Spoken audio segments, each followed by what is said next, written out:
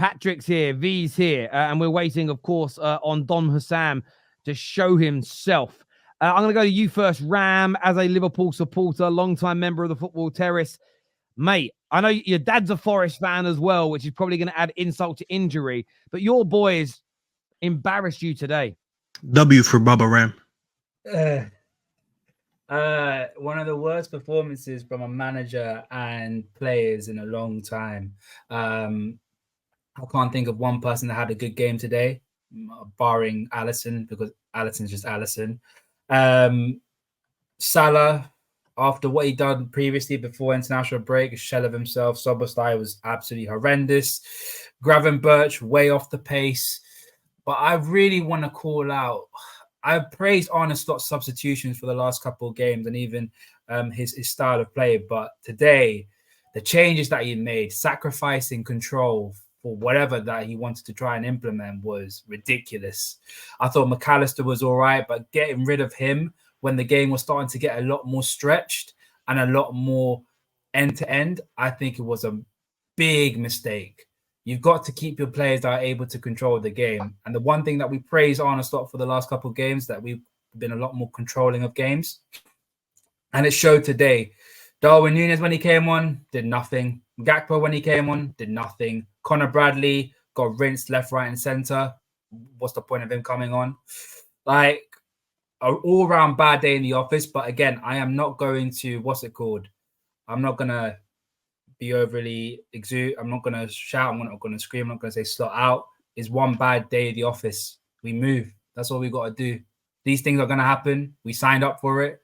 Ever since we wasn't back properly in the transfer window, we just got to do what we got to do. This is what it is. I hear you on that, Mike. I mean, do you echo that? I mean, there were some really poor performances today. The Szoboszlais, the Robertsons, the Mohamed Salahs, absolutely stinking the house out. What went wrong today, in your opinion? I mean, listen, ultimately, Forest were playing a back six at a lot of times. We were completely incapable of being able to break that down. Luis Diaz did hit the post early on in the game, and if that goes in, things are much different, but he didn't. But to me, I do agree with Ram. I think that some of the substitutions were a little bit rash. I also think that Conor Bradley was at fault for the first chance that Odoi had, because he stepped too early and then he got by him. And then again, on the second one, he kind of got caught sleeping a little bit. But I mean, ultimately, it was a turnover from a pass from Trent to Núñez that led to the counterattack.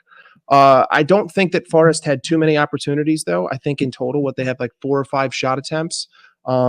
But at the end of the day, if you're a logical Liverpool fan, I don't really see how you could be too upset, because this is a top 4 team, and top 4 teams lose games like this. I get that other people are going to want to, talk down. City fans are going to want to talk down. Arsenal fans are going to want to talk down. But we're not your competition, right? We never have been. Ever since August 31st, this club was not good enough. And people wanted to talk about our depth at every single position. People wanted to say things like 6 attackers. Darwin Núñez had like 4 touches. Cody Gakpo didn't do anything. No one can get them the ball. It doesn't matter what the depth is up front if you can't get the ball to those players. And then in the midfield, people wanted to say that Curtis Jones is good enough. He's absolutely not. Szoboszlai, his interplay today, his link-up play, horrendous. And if you want to say that he deserves a red card, sure, because to be honest with you, I think it would be nice to see someone play the 10, even though that Harvey Elliott is now out with a foot injury. But I mean, you can't be that upset, because we're a top 4 team, and top 4 teams are going to lose games like this. Right now, we're on the same level as everyone else who is competing for the top 4. So, with that in mind, I'm not going to go crazy. So in your view, you are of the same level as the Aston Villas, the Tottenhams, the Newcastles and Chelseas. You think Liverpool have fallen off that far to be in top 4 contention only? Well, remember, Terry, there was a 14-point difference between 3rd and 4th last season. So I'm not saying that we're as bad as those teams, but ultimately, objectively, those teams were competing for top 4. So what I'm saying is that we are a top 4 team that competes for top 4. Do I think that 14-point gap is going to be closed? No. We'll most likely finish 3rd, but we're not going to be close to Arsenal, and we're not going to be close to City. And that's the energy that I held on August 31st. Patrick, I see you shaking your head at that, mate, that they're saying they're not your competition. I am confused. Why I'm confused, Terry, is Liverpool fans went went crazy on Twitter after they beat United. They were saying that Klopp is a mastermind. He left us a very good team, and this team is making Slot's job so easy. Your main guy, Jamie Carragher, was yapping on TV, saying we look so good right now. We don't have a weakness. Diaz is cooking. So what has changed just after this game, where now your tones, everybody has changed, saying, "Oh, this team is not good enough to compete." But just weeks ago, especially when you dunked on United, majority of you guys on Twitter, might be not you two or the people on the panel, but majority of you were saying you guys are so good. I even saw somebody talking about the fact that you might actually be the best team in the somebody said you're the best team in the Champions League, bar Madrid. The rest you don't care. So you guys were talking wild, but now the tones have changed. And you're listening to the wrong people. You're listening to the wrong people. Majority of you were happy. Even if you want to say like people on Twitter, we're not the people on Twitter. None of us have made those opinions. And secondly, even I said this at the start of the season, we're a cup team. I think we're going to do well in the cups, and cup teams do this. They play well against the big teams, and then against the small teams, they don't end up doing anything. They play like that. And So that is this team right now. I've maintained that statement. This team is built to win the domestic cups or even go far in the Champions League. It is not ready to win a Premier League. Wait. So you accepting the fact that this Liverpool team is just good enough to compete with the rest of the group, like even below? He said even like Villas and them. No, I think we're in the middle of everybody else. I've also said that. I think we're behind City and Arsenal, but we're also ahead of everybody else. We're in the middle. Exactly. That's how it is. Exactly. We're in the middle. Okay. We're a third place team. Where's Nottingham Forest? Where are they? You guys are better than them. So you're expecting to be fourth at the end of the season. You're also expected to beat them, though. So 100%, Vader. Again, like I said, when I say cup teams do this, cup teams play well majority of their games, but against smaller teams, they just don't do anything. That's what happened when we played in 2016-17 with Klopp. But your Liverpool football team, seriously, your standards are this low. 16, 17, 17, 18. So this is acceptable for the season. The way you graded it, Ram, Mike, the way you guys have looked at the club. It's not acceptable, Vader. No, but you're expecting. No one said it's acceptable. How you assessed, how you've looked at the squad, how you've looked at your manager, how you looked at the players. You're like, oh, this happens throughout the season. Yeah, and we accept it. That's how good you guys are. So you're not expecting it, but you're going to expect it because you're not that good, is what I'm hearing. Yes, I mean, listen. There's a difference between accepting and there's a difference, and looking objectively with foresight. The types of fans that he was talking about before are the kinds of fans who are tunnel visioned, right? Like they only look at the weekend in the league. Though I heard you guys talk about having the best. Who said that? Many of you talk about those fans lack foresight. Those fans lack logic, because anyone with logic would tell you that we have two attackers on this team. Ram, don't you believe two of the four people can actually even with that, we still said our team is not good enough compared to the Arsenals or the Cities. Ram, let me just be honest with you about one thing. The problem is you're hypocrites, and that's what we call you up. Because when Arsenal lose to what we said that's hypocrite. They're hypocritical. And you say, oh, look at this is the reason. Okay, look at your team. Alisson, you tell us he's the best keeper in the world. Trent, you said he's the best right back in the world. You tell us Van Dijk and Konate won the best partnership in the world. You're telling us McAllister won the best 10. You're telling us Gravenberch is an amazing player. You've been showing us clips about that. Not me. That I never said anything about that. You've heard me say this is Twitter energy. This is Twitter energy. Stop saying what Twitter says and putting it on my name, Hamza. You do this all the time. You consider Mohamed Salah the greatest winger in the Premier League. You're saying Diaz is back on form. You're in Anfield. You cannot win any. Anfield's becoming as a joke. Palace have come there, stripped you. No, Atlanta came and stripped you. Nottingham Forest has come to strip you. You tell it, Anfield. Stripped? Okay. Anfield is no longer that place anymore. Man City, not Didi. Yeah. Bro said Anfield is why are you talking like we're a title contender? I never said at all. But okay, if you want to do that. But what I would say though, Mike, what I would say is I don't think it matters whether you're title contenders or top four contenders. Today is still an embarrassment. Sure. And I think that you saying you're not title contenders, that's fair. It doesn't. I still don't think that's an excuse for losing a 55-year record to a relegation team at home. Personally, Sam, what was your take on today, mate? Because obviously a lot of positive energy after the last win, but today, you probably looked worse than Man United have looked so far this season. Horrendous. I mean, Vater, Hamza, and Patrick are cooking salmonella as per usual.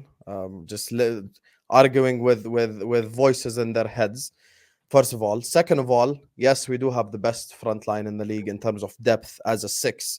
That does not mean we have the best striker in the league, or this is like us against Haaland or whatever. This has nothing to do with that. We're talking about as a 6.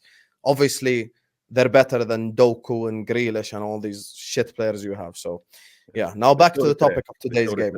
Listen, today's game was just not good enough. Thank God I don't change my energy. I'm not reactionary. Alhamdulillah, I've never been reactionary. My energy is the same. Win first game, same energy. Win second game, same energy. Win third game, same energy. And now lose fourth game, same energy. This is just we are here once again because we've seen this movie 500 times. Me, I'm not reactionary. I was doing a show with G, funnily enough, like 3 days ago. And I asked, are the fans being too giddy? And I thought that people are getting too giddy. People are getting too happy. The truth of the matter is we aren't good enough to win a league title. We haven't done enough this summer. I don't care whether it's ownership, Hughes, Edwards, whoever it is, just not good enough as an institution. And when it comes to like this game today, whether we are in a title race or in a top 4 race, Nottingham Forest at home, you should be beating regardless. Like, this is the thing. So it should be a 3-point game. You should win. And today, to be honest with you, our biggest problem was creativity. We just didn't create anything the whole game. That's why people in the first, Mike was on at halftime, and me and him agreed. And I said, listen, people keep saying stuff like, bring on Nunez, bring on that guy. I said, the problem is creativity. And we did bring on Nunez, and we created nothing. So there is no point of bringing on someone and then having no creativity whatsoever. And all the people who have been overdoing it with slot ball in the first 3 games can now take a step back and actually analyze this and realize that shit will take time. And the thing with a new manager is you need to help him out with signings, which you haven't done. And even like a Zubimendi or a deep-lying playmaker could have helped in today's game in terms of maybe unlocking the low block, maybe helping release Gravenberch further forward. That's exactly why we needed the DM, for even for a team like today, because you had someone play further up top, to help unlock the low block, because Forest were playing with a back 6 essentially the whole game. So we had massive troubles unlocking the back 6. We had massive problems unlocking it. We couldn't really unlock it. We couldn't really, get a pass in behind. And I don't think we created a dangerous chance all game long. It was literally all half chances and half chances and half chances. And this is maybe a game in which maybe Klopp ball would have been a bit more suited than slot ball in terms of like maybe an element of chaos, pressing, Gegen pressing, trying to steal the ball from their center backs. Maybe you'd have created a more dangerous chance. But we just didn't create dangerous chances at all. And to be honest with you, I don't think a single player played well this whole game. Like, I don't think anyone had a good game. I'd say probably Gravenberch had a good game because I don't necessarily think he done anything wrong or he was involved even for the goal or anything. He kept the ball well, kept it ticking.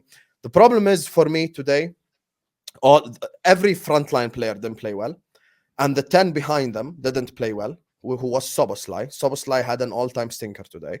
The 2 behind them, for me, I don't necessarily think that like they had a bad game, Gravenberch or McAllister.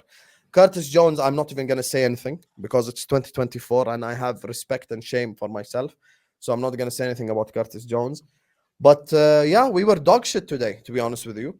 And stuff like this is going to happen. This is not the last time that this will happen. We are going to lose at home again. We are going to lose a game even away to a team that we're not expected to lose to again because it's a new manager, because the manager hasn't been helped with what he wanted. Forget what I wanted or what Mike wanted, what he wanted. He wanted the DM, he didn't get one. And we made profit in the first summer. All the top Reds are extremely happy right now that we made profit. I'm sure they're counting all the dollars that were made by John 40 million. Let me ask something. But we're going to win the league, though, guys. We're going to win the league. I think today is the biggest proof that we're going to win the league. I actually think we're going to win the league, and we're going to win the Champions League, and I think we're going to go invincible. You can't be invincible because you lost today.